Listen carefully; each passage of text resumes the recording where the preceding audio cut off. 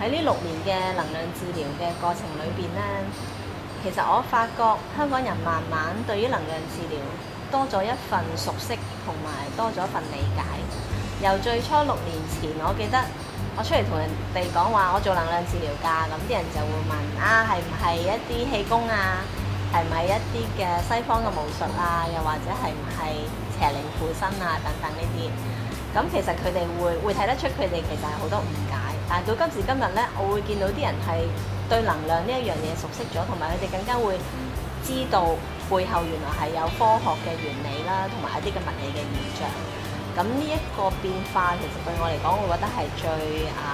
最開心同埋最感覺到鼓舞嘅。因為我個背景我會有心理學嘅背景啦，咁所以喺個治療過程裏邊，我會做多咗係心理分析啦，同埋輔導嗰 part。咁加上能量治療本身呢一種嘅healing 嘅功效啦，可以幫到人由身心徹底去改善佢一啲嘅問題，或者係轉化佢嘅人生。咁亦都見到一啲 feedback 係，譬如有啲學生上我個堂啦，咁佢就會講翻俾我聽啊，其實我講得好清楚喎，講咗好多有關於能量背後嘅科學，深入淺出咁樣，帶佢哋睇到一啲好多科學性嘅嘢啊，或者能量背後嘅一啲嘅知識。咁呢個亦都係我覺得開心嘅。咁如果有，其實我有啲片喺 YouTube 上面係免費 share 俾人睇啦。咁如果有朋友有興趣，可以去 search 翻睇翻啦。咁至於治療嗰 part 咧，其實就仲簡單，我覺得根本就一啲神秘感都冇，因為其實每個人都有佢運用佢個 mind energy 嘅能力，只不過喺日常生活中，其實你不知不覺用咗，咁你又唔知道，其實你不斷係用緊你嘅信念去創造緊你自己嘅人生。咁無論係你嘅人生係開心唔開心都好，其實你係用緊你嘅信念去創造緊。但係只不過作為治療師，我覺得最緊要就係我哋要好清楚個 client 本身佢需要啲乜嘢啦，同埋喺用 mind energy 嘅時候，要好 focus 去改善一啲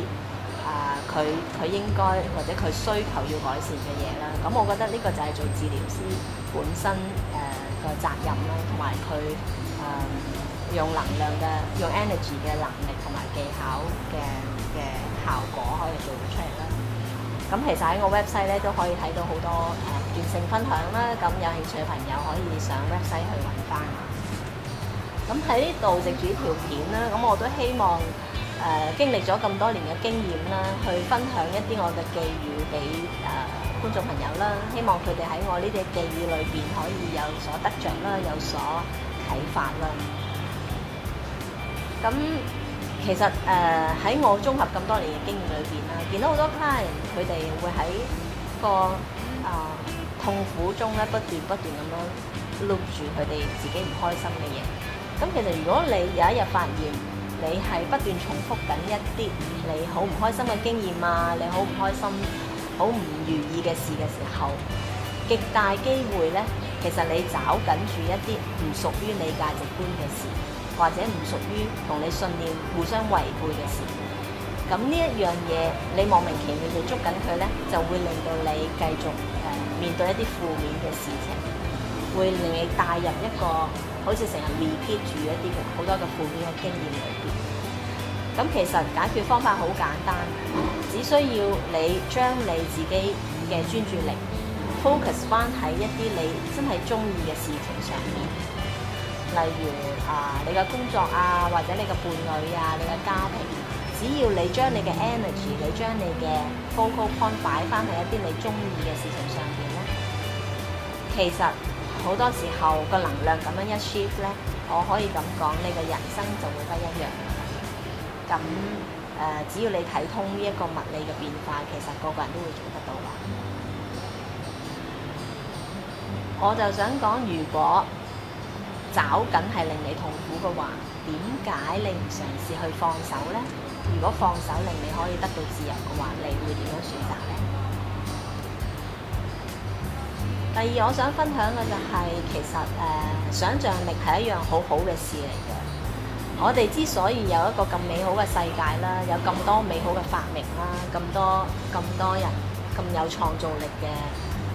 咁美麗嘅事啦，就係因為人有想像力。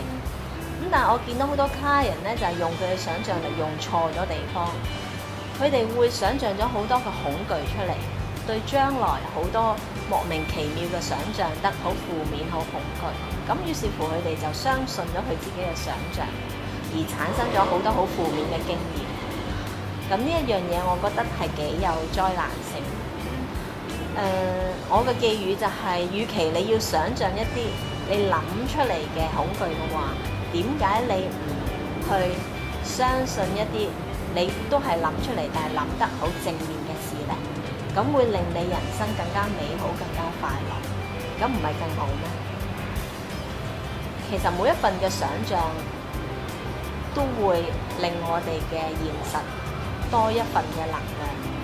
咁所以用你嘅想像去創造你嘅實相，絕對係一個好科學嘅物理嘅現象。希望大家可以找緊呢一個方法去令自己嘅人生更加美好啦。第三點我想分享嘅就係有關於真愛。咁我覺得真愛呢樣嘢好特別㗎，周不時你會係聽到好多朋友講話啊，我尋找緊真愛咁樣。問題就大啦，因為事實上咧，你喺中西藥房係買唔到一個 supplement 叫做愛啦，甚至乎你喺傳統嘅醫療上邊或者一啲權威嘅人士上邊，去教唔到你點樣去揾真愛呢一樣嘢。其實佢哋好多時佢哋自己都揾唔到，所以佢教唔到你，冇一個好傳統嘅良方妙藥。咁但係其實作為治療師咁多年啦，我幫人哋解決咁多問題。Solution 其實好簡單，真愛就喺你自己裏邊。咁所以你只需要放下你嘅防禦網啦，放下你自己嘅一啲嘅defense 嘅 mechanism 啦，去開啓翻你去愛自己個機制啦。其實真愛就係喺你裏邊，同你無需要喺出邊揾，佢根本就喺你裏邊。只要你懂得愛你自己，其實你就有能力、有能量去愛其他人。你懂得愛自己，你就唔需要下下去揾人哋去愛你，你都感覺到非常之美好，你嘅生命係非常之被愛。咁我覺得呢一樣嘢係我哋要學識嘅一個知識。當你真係認真愛自己嘅時候，你就會成為一股愛嘅，我叫 love magnet， 即係你係一個愛嘅磁石，你就會將宇宙裏邊所有個愛嘅 energy 去吸引埋嚟，成為你自己嘅能量場，令你更加壯大，令你更加充滿愛。溫馨提示啦，喺呢度講嘅愛自己咧，並唔係一種自私嘅行為，而係真係去欣賞翻你自己嘅核心嘅價值觀啦，你核心嘅信念啦。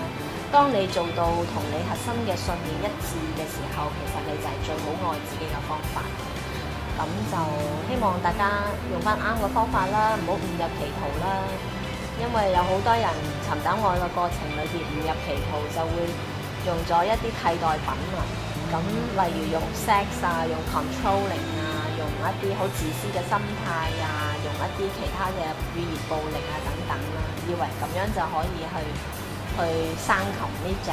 愛嘅產品，其實係冇可能嘅，只會產生更加多嘅災難。咁所以希望我可以提供一個正確啲嘅方法俾你哋去發掘翻你哋自己嘅真愛啦。咁再一次重申咧，其實我以上講嘅咧唔係一啲好 fancy 嘅理論啦，其實係真係宇宙嘅物理學嚟嘅。咁如果大家想知多啲嘅話，可以喺 YouTube 裏邊揾多啲我嘅課堂去聽，去了解多啲啊！多謝大家。